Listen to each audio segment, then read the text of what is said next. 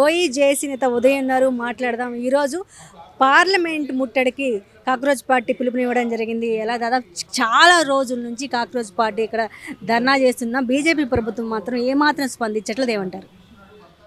అంటే బీజేపీకి నిమ్మకు నీరెత్తనట్లు వ్యవహరిస్తున్నది. చీమ కుట్టినట్టు ఇప్పుడు దున్నపోతు మీద వర్షం పడితే ఎట్లయితే స్పందించదో ఆ స్పందన కరువైందనడానికి ఇన్ని రోజులు చూసినాం. కానీ ఈరోజు పార్లమెంటు ముట్టడి పేరు మీద లక్షలాది మంది ఢిల్లీ నడివీధుల్లో, మెట్రో స్టేషన్ల మీద, బస్సుల మీద, రైళ్ల మీద పార్లమెంటు ముట్టడి ద్వారా దగ్గరికి వెళితే ఇట్లా గన్నులు పట్టుకొని ఇట్లా నిలబడి ఉన్నారు. బీజేపీ ఈరోజు ధర్మేంద్ర ప్రధాన్, అమిత్ షా కూర్చొని చర్చలు జరుపుతున్న సందర్భాలు, వాళ్ళ బీజేపీ గుండెల్లో రైళ్లు పరిగెడుతున్న సందర్భం, కాక్రోచ్ జనతా పార్టీ పేరు మీద జన్జడ్ ఉద్యమం మరో చైతన్యానికి ప్రతీక అనే సాక్ష్యాన్ని చూపించిన సందర్భం. వీళ్ళని మేము అడిగేది ఏంటంటే, ధర్మేంద్ర ప్రధాన్ సీజేపీ పోరాటం ద్వారా రాజీనామా చేయాలి అనే అంశం ఎందుకు వస్తుందంటే, ఈ దేశంలో ప్రభుత్వంలో ఉండేటువంటి వాళ్ళు ప్రజలకు బాధ్యతాయుతంగా అకౌంటబిలిటీగా ఉండాలి. కాబట్టి మీరు తప్పు చేసిండ్రు, 23 లక్షల మంది పేద విద్యార్థుల యొక్క జీవితాలను రోడ్డుపాలు చేసిరండి.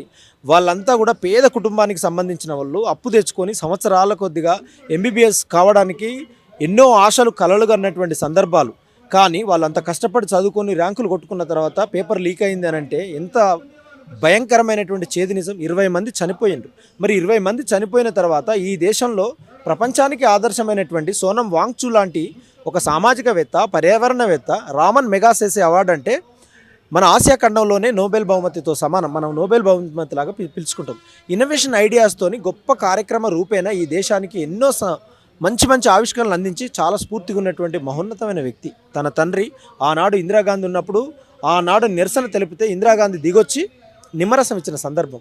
సోనం వాంగ్చూ ఇవాళ 23 రోజులు అవుతుంది కడుపు కాల్చుకొని దేశం కోసము, ఈ దేశ పేద ప్రజల కోసము, భవిష్యత్తు కోసము ప్రాణాలు పరంగా పెట్టైన నిలబట్టి హాస్పిటల్లో ఉండు, నేను చనిపోతానో బతనో నాకు తెలియదు, కానీ ఈ దేశంలో 2వ స్వాతంత్ర సంగ్రామం జరగాలని స్లిప్ మీద రాసిస్తే ఇవాళ యువత మొత్తము ఢిల్లీ నడివీధుల్లో లైట్లు వేసుకొని, అక్కడ ప్రకాష్ రాజ్ లాంటి వాళ్ళు, చాలా గొప్ప గొప్ప లీడర్స్, షబానా ఆజ్మీ లాంటి వాళ్ళు, అనేక రకాల వాళ్ళు ప్రజాస్వామ్యవాదులు వాళ్ళు వచ్చి మాట్లాడుతున్నారు. ఇప్పుడు నేను వీళ్ళ పేర్లు చెప్పినా కదా, ఆ షబానా ఆజ్మీ ముస్లిము, ప్రకాష్ రాజ్ దేశద్రోహి పేరు మీద ఇప్పుడు ఈ కింద కామెంట్లలో కూడా అద్భుతమైన కామెంట్లు పెడతారు. మనం తెగిడిచిన వాళ్ళకి తెడ్డే లింగం.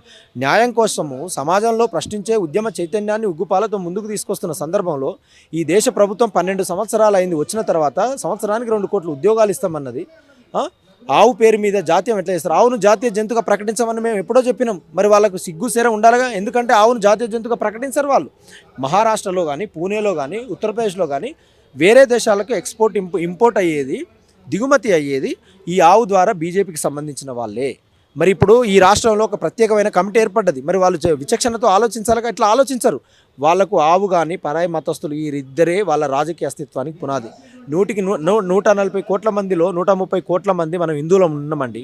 మనం అందరం హిందువులమే. మరి హిందువులంటే వీళ్ళకు ఉద్యోగాలు కావాలి, పెట్రోల్ కావాలి, సమానత్వం కావాలి, అవకాశాలు కావాలి. ఇందులో రైతులు ఉంటారు, మహిళలు ఉంటారు, అఘాయిత్యాలు ఉంటారు, అనేక రకాల సామాజిక సమస్యలు. ఈ సమస్యల మీద వీళ్ళు పోరాటం చేయరు. వీళ్ళు జస్ట్ మతం మీద, ఆవు మీద రాజకీయం చేసి వాళ్లకు వ్యతిరేకంగా ప్రజా వ్యతిరేక విధానాలు మాట్లాడినప్పుడు, విద్యార్థుల కోసం మాట్లాడినప్పుడు, రైతుల కోసం మాట్లాడినప్పుడు, న్యాయం కోసం నిలబడ్డప్పుడు మనం అర్బన్ నక్సలేట్లము, దేశద్రోహులము, తుకుడే గ్యాంగులము.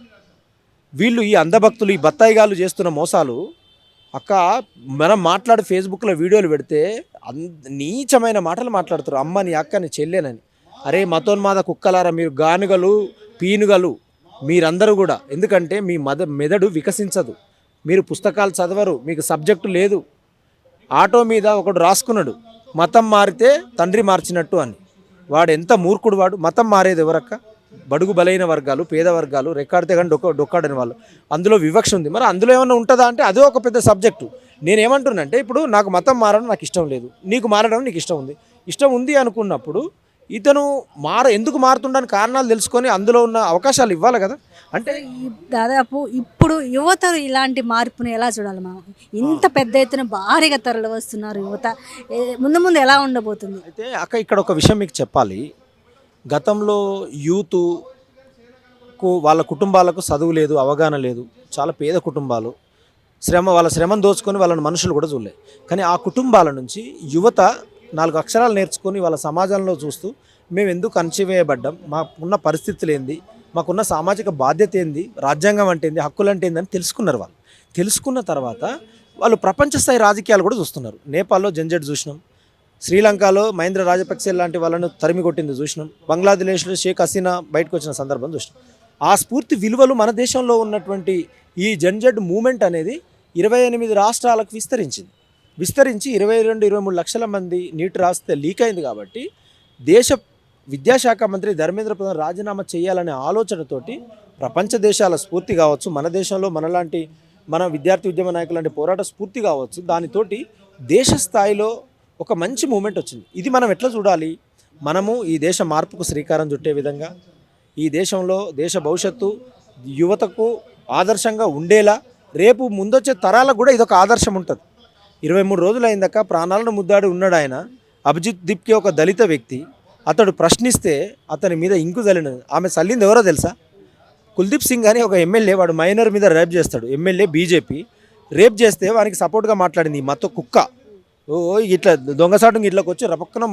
అంటే మీరు ఇంకు చల్లినా, దాడి చేసినా, చంపేసినా మమ్మల్ని చంపేస్తుండొచ్చు, మా ఆలోచన చంపరు. బుద్ధుని నుంచి, అంబేద్కర్ నుంచి, మా మేధావుల నుంచి, సంతు రవిదాసు నుంచి ఇప్పటి వరకు ఆలోచనే మాకు వచ్చింది. కాబట్టి ఆలోచనను మీరు భౌతికాయాన్ని చంపొచ్చు, కానీ ఆ మనసులో ఉన్న ఆలోచన చరిత్రకు, నూతన వారసత్వానికి జవసత్వం నింపేటువంటి ఇటువంటి జన్జడ్ ఉద్యమానికి మాత్రం మీరు ఏం చేయలేరు. నిన్న హైదరాబాద్ నడిగడ్డలో జన్జడ్ సోనం వాంగ్చుక్ను అరెస్ట్ చేస్తే వందలాది మంది ఎట్లొచ్చారో మనం ఈ ప్రపంచం చూసిందిగా. ఇవాళ అదే స్ఫూర్తితోనే ఢిల్లీకి పోయినటువంటి చరిత్ర, 28 రాష్ట్రాలకు పోతే ఢిల్లీ నడి వీధులలో మీరు చూడాలి రాత్రి ఆ లైట్లు, తెల్లారి పోరాటం. మీరు పార్లమెంటు దగ్గరికి, మెయిన్ గేట్ దగ్గరికి పోతే ఇట్లా గన్నులు పెట్టుకున్న సందర్భం. అంటే ఇందులోకి వస్తే మేము చంపేస్తాము అనే భయాన్ని సృష్టిస్తున్నారు. అంటే ఈ దేశ యువతకు, ఈ దేశ పార్లమెంట్లో ఉన్నటువంటి అధికారిక నాయకులు భయపడుతున్న సందర్భం. కాబట్టి ఇక్కడ ఈ దేశ ప్రభుత్వాన్ని మేము డిమాండ్ చేస్తూ ఉన్నాం, ఇప్పటికైనా మీరు కళ్ళు తెరవండి, ఈ ధర్మేంద్ర ప్రధాన్ రాజీనామా చేయండి, లేదంటే మీ అంతరాత్మ యొక్క నైతిక బాధ్యత వహిస్తూ దేశ ప్రధాని వంశాకు కూడా రాజీనామా చేసే ప్రయత్నం చేయండి. ఈ దేశంలో మతం ద్వారా, ఆవు ద్వారా రాజకీయాల కంటే దేశ మనుషుల కోసము, సమానత్వం కోసము, అవకాశాల కోసము, నిరుద్యోగుల ఉద్యోగాల కోసం చేసి కొంత శాంతి భద్రతలతో చూసేటువంటి ప్రయత్నం చేస్తే 10 కాలాలు బతుకుతారు, 10 మంది మీ గురించి చెప్పుకుంటారు. కానీ మతం పేరుతో రాజకీయ అస్తిత్వం ద్వారా పబ్బం గడుపుకోవాలంటే ప్రజలు శాస్త్రీయ భద్రతతో ముందుకున్నారు. కాబట్టి ఇవాళ జన్జడ్ ఉద్యమం అనేది ఈ రూపం తీసుకుంది. రేపు ఎల్లుండి అయితే ఇంకో రూపం తీసుకొని మీరు కాలగర్భంలో కలిసిపోయే ప్రమాదం ఉంటుందని ఈ దేశ ప్రభుత్వాన్ని విజ్ఞప్తి చేస్తూ ధర్మేంద్ర ప్రధాన్ పక్కా తక్షణమే రాజీనామా చేయాలని ఈ సందర్భంగా తెలియపరుస్తుంది. యువతని మీరు ఎన్ని ఇబ్బందులు పెట్టినా మరో ఉద్యమానికి యువత ముందుకొస్తుందని ఉదయ్ అంటున్నారు. Thank you.